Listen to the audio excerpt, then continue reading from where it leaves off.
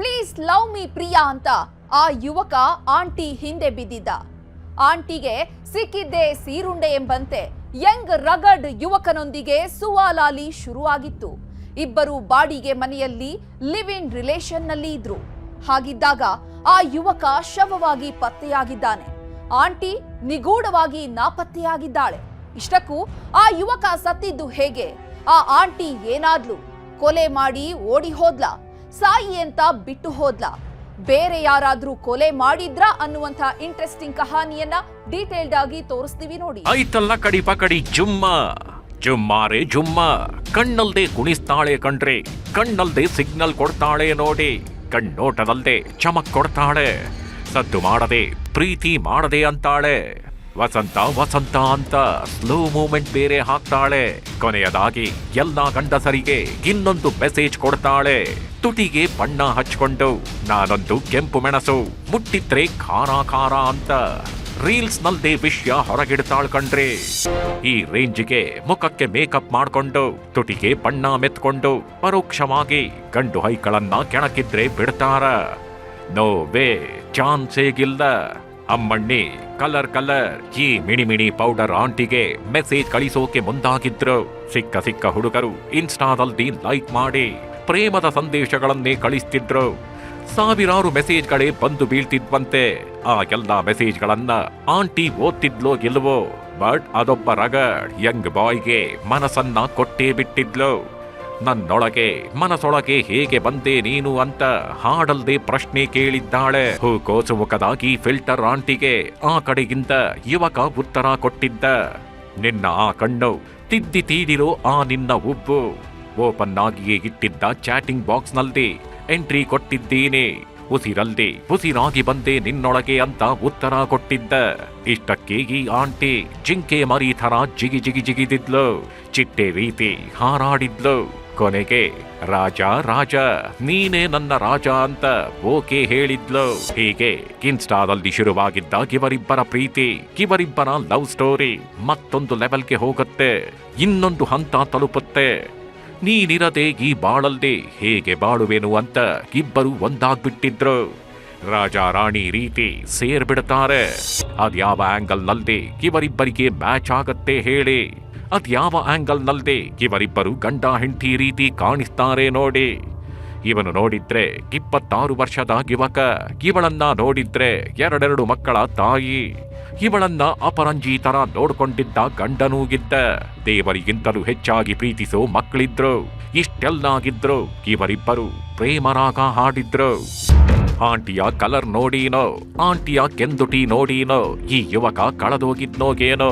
26 ವರ್ಷದಾಗಿ ಯುವಕ ಆಂಟಿಯ ಸೆರಗು ಹಿಡ್ಕೊಂಡು ಹಿಂದೆ ಸುತ್ತಾಡಿದ್ದ.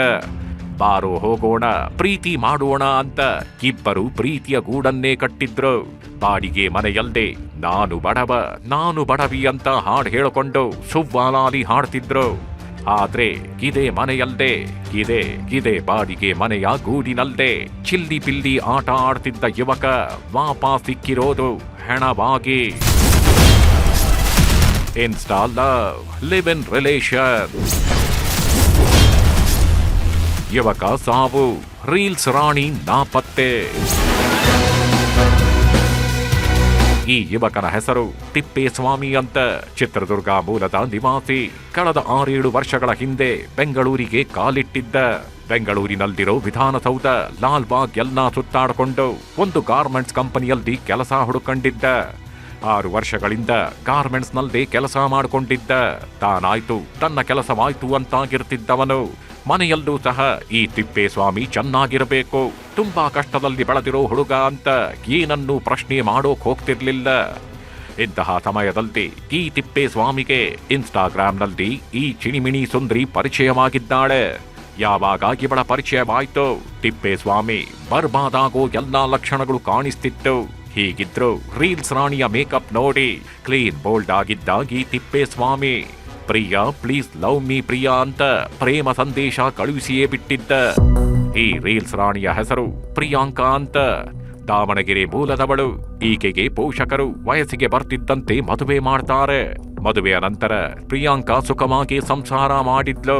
2 ಮಕ್ಕಳ ತಾಯಿಯೂ ಆಗಿದ್ಲು. ಹೀಗೆ 10ಕ್ಕೂ ಹೆಚ್ಚು ವರ್ಷ ಸಂಸಾರ ನಡೆಸಿದ್ದಳು. ಆದರೆ ಈ ಪ್ರಿಯಾಂಕಾಳಿಗೆ ರೀಲ್ಸ್ ಮಾಡೋ ಹುಚ್ಚಿತ್ತು.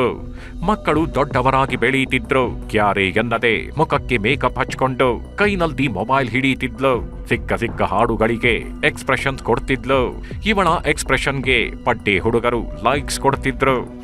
ಸೂಪರ್ ಅಂತ ಮೆಸೇಜ್ ಮಾಡ್ತಿದ್ರು. ಹೀಗೆ ಇವಳ ರೀಲ್ಸ್ ನೋಡಿ ಲೈಕ್ ಕೊಟ್ಟು ತಗಲಾಕೊಂಡಿದ್ದವನೇ ಈ ತಿಪ್ಪೇಸ್ವಾಮಿ.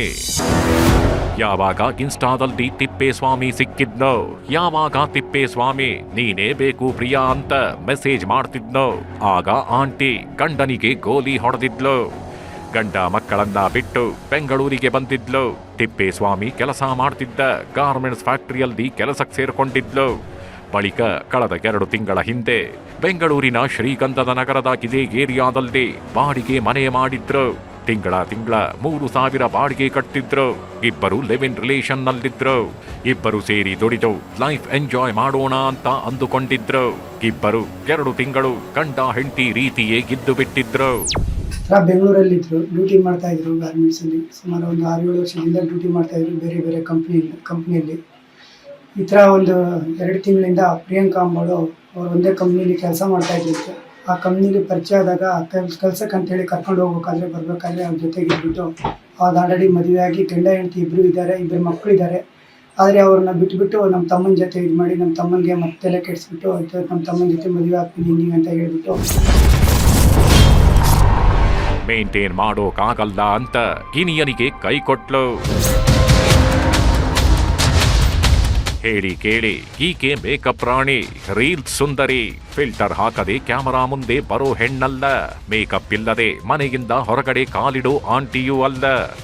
ಇಷ್ಟೆಲ್ಲ ಬಿಂದಾಸಾಗಿ ಇರ್ತಿದ್ದಾಗಿ ಪ್ರಿಯಾಂಕಾ ಕಳೆದ 2 ತಿಂಗಳಿಂದ ತಿಪ್ಪೇಸ್ವಾಮಿಯನ್ನ ಚೆನ್ನಾಗಿ ಗುಡಿಸಿ ಗುಂಡಾಂತರ ಮಾಡಿದ್ಲು. ತಿಪ್ಪೇಸ್ವಾಮಿ ಅಕೌಂಟ್ ಖಾಲಿ ಮಾಡ್ತಾಳೆ. ನಂತರ ತಿಪ್ಪೇಸ್ವಾಮಿ ಹಣಕ್ಕಾಗಿ ಪರದಾಡ್ತಿದ್ದ. ಇದರಿಂದಾಗಿ ಪ್ರಿಯಾಂಕಾ ಇನ್ಸ್ಟಾಗಿನಿಯ ತಿಪ್ಪೇಸ್ವಾಮಿಗೆ ಶಾಕ್ ಕೊಡ್ತಾಳೆ. ನನ್ನ ಮೇಕಪ್ಗೆ ನೀನು ದುಡಿಯೋ ಹಣ ಸಾಕಾಗಲ್ಲ, ನಿನ್ನ ಕೈಯಲ್ಲಿ ನನ್ನನ್ನ ಮೇಂಟೈನ್ ಮಾಡೋಕ್ಕಾಗಲ್ಲ ಅಂತ ತಿಪ್ಪೇಸ್ವಾಮಿಯನ್ನ ಅವಾಯ್ಡ್ ಮಾಡ್ತಿದ್ಲು. ಹಣಕ್ಕಾಗಿ ಕಾಟ ಕೊಡ್ತಿದ್ಲಂತೆ. ಯಾವಾಗ ಪ್ರಿಯಾಂಕಾ ಕಿವನನ್ನ ಅವಾಯ್ಡ್ ಮಾಡಿದ್ಲು, ಯಾವಾಗ ದುಡ್ಡಿಲ್ಲ ಅಂತ ದೂರಾಗಿಡೋಕೆ ನೋಡಿದ್ಲು, ಆಗ ತಿಪ್ಪೇಸ್ವಾಮಿ ಒಂದು ನಿರ್ಧಾರಕ್ಕೆ ಬಂದು ಬಿಟ್ಟಿದ್ದ. ಅವ್ರ ಹತ್ರ ಇದ್ದಿದ್ದ ದುಡ್ಡೆಲ್ಲ ತಿಂದ್ಬಿಟ್ಟು ಅವ್ರ ರೂಮಲ್ಲೇ ಇದ್ಕೊಂಡು ಸ್ವಲ್ಪ ಅವ್ರಿಗೆ ಕಿರುಕುಳ ಕೊಟ್ಬಿಟ್ಟು ಅವ್ರನ್ನ ಅವ್ರ ದುಡ್ಡೆಲ್ಲ ಖಾಲಿ ಆದಮೇಲೆ ತುಂಬ ಕಿರುಕುಳ ಕೊಟ್ಬಿಟ್ಟು 2 ಲೇಡೀಸು 3 ಜನ ಲೇಡೀಸು 2 ಜೆಂಟ್ಸ್ ಇದ್ದಾರೆ ಟೋಟಲು. ಆ ವಿಡಿಯೋ ಕ್ಯಾಮ್ರಾದಲ್ಲಿ ಇದೆ, ನಾವು ನೋಡಿದ್ದೀವಿ.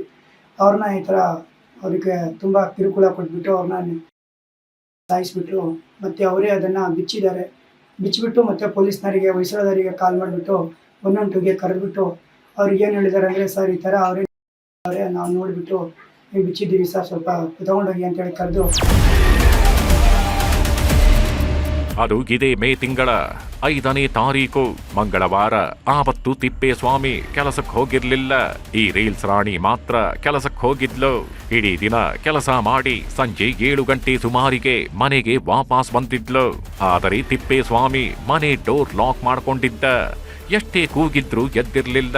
ಹೀಗಾಗಿ ಈ ಪ್ರಿಯಾಂಕಾ ತನ್ನ ಬಳಿ ಇದ್ದ ಇನ್ನೊಂದು ಕೀ ಎತ್ಕೊಂಡು ಬಾಗಿಲು ತೆರೆದಿದ್ಲು. ಆದರೆ ಬಾಗಿಲು ತೆರೆದಿದ್ದ ಪ್ರಿಯಾಂಕಾಳಿಗೆ ಶಾಕ್ ಎದುರಾಗಿತ್ತು. ಇವಳು ಪ್ರಿಯಾಂಕಾ ಅಂಬಾಳು ಇನ್ಸ್ಟಾಗ್ರಾಮ್ನಲ್ಲಿ ತಲೆ ಕೆಡಿಸಿ ಅವರಿಬ್ಬರು ಮಕ್ಕಳಿದ್ದಾರೆ, ಗಂಡ ಇದ್ದಾರೆ ಸರ್, ಆದರೂ ಕೂಡ ನೀನೇ ಬೇಕು ನನಗೆ ಅಂಥೇಳಿ ಅವ್ರಿಗೆ ತಲೆ ಕೆಡಿಸಿ ಒಂದೇ ರೂಮ್ನಲ್ಲಿ ಇರೋಣ ಬಾ ಅಂತ ಕರ್ಕೊಂಡ್ಬಂದು ಸರ್, ಅವನಿಗೆ 15 ದಿನದಿಂದ ಫೋನು ಕೊಟ್ಟಿಲ್ಲ, ಏನು ಕೊಟ್ಟಿಲ್ಲ ಸರ್. ಆ ಥರ ಮೋಸ ಮಾಡಿ ಸರ್ ಚಿತ್ರಹಿಂಸೆ ಕೊಟ್ಟು ಅವರಿಗೆ ಸರ್ ಅವ್ರಿಗೆ ನೋಡೋಕ್ಕಾಗ್ತಿಲ್ಲ, ಆ ಥರ ಮೋಸ ಮಾಡಿದ್ದಾರೆ ಸರ್. ತಿಪ್ಪೇಸ್ವಾಮಿ ತನ್ನ ನೋಡಿದ್ದಾಗಿ ಪ್ರಿಯಾಂಕಾ ಸೈಲೆಂಟ್ ಆಗಿ ಅಲ್ಲಿಂದ ಕಾಲ್ ಕಿತ್ತಿದ್ಲು. ತಿಪ್ಪೇಸ್ವಾಮಿ ಅನ್ನೋನೇ ನನಗೆ ಗೊತ್ತಿಲ್ಲ ಎಂಬಂತೆ ನಿಗೂಢವಾಗಿ ನಾಪತ್ತೆ ಆಗ್ತಾಳೆ. ಈ ನಡುವೆ ತಿಪ್ಪೇಸ್ವಾಮಿ ಅಣ್ಣ ಕಾಲ್ ಮಾಡಿದ್ದ. 1 ಅಲ್ಲ 2 ಅಲ್ಲ 10 ಬಾರಿ ಕಾಲ್ ಮಾಡ್ತಾರೆ. ಆದರೆ ಕಾಲ್ ರಿಸೀವ್ ಮಾಡಿರ್ಲಿಲ್ಲ. ಹೀಗಾಗಿ ಸ್ಥಳೀಯರಿಗೆ ತಿಪ್ಪೇಸ್ವಾಮಿ ಅಣ್ಣ ಕಾಲ್ ಮಾಡಿ ವಿಚಾರಿಸ್ತಾನೆ. ಆಗ ಸ್ಥಳೀಯರು ತಿಪ್ಪೇಸ್ವಾಮಿ ಮನೆಗೆ ಹೋಗಿ ನೋಡಿದ್ದಾರೆ. ತಕ್ಷಣವೇ ತಿಪ್ಪೇಸ್ವಾಮಿ ಅಣ್ಣನಿಗೆ ವಿಷಯ ಮುಟ್ಟಿಸ್ತಾರೆ. ನಂತರ ಸ್ಥಳಕ್ಕೆ ಓಡೋಡಿ ಬಂದಿದ್ದ ಕುಟುಂಬಸ್ಥರು ಇದೆಲ್ಲ ಪ್ರಿಯಾಂಕಾಳ ಮಸಲತ್ತು, ಅವಳಿಂದಲೇ ತಿಪ್ಪೇಸ್ವಾಮಿ ಸತ್ತಿರೋದು ಅಂತ ರಾಜಗೋಪಾಲನಗರ ಠಾಣೆಯಲ್ಲಿ ದೂರು ಕೊಟ್ಟಿದ್ರು. ಸದ್ಯ ಪ್ರಿಯಾಂಕಾ ನಾಪತ್ತೆಯಾಗಿದ್ದು ಪೊಲೀಸರು ತನಿಖೆ ಮಾಡ್ತಿದ್ದಾರೆ.